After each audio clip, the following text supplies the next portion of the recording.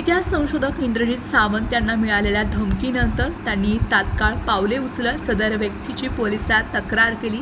हे प्रकरण सध्या गाजतंय। त्यातच अभिनेते किरण माने यांनी सोशल मीडियावर पोस्ट लिहित सत्ताधारी पक्षावर टीका केली आहे। किरण माने हे सोशल मीडियावर कायमच ते विविध घटनांवर भाष्य करतात। इंद्रजित सावंत प्रकरणावरून त्यांनी भाष्य करत प्रशांत कोरटकर यांना अण्णाजी पंतांची उपमा दिले। सोशल मीडियावर ही पोस्ट चर्चेत आहे। इंद्रजित सावंत साहेब, तुम्हाला मानलं, तुमचा निढरपणा बघून ते बांडगुळ भेलं, तो मी नव्हेच, कळवळायला लागले।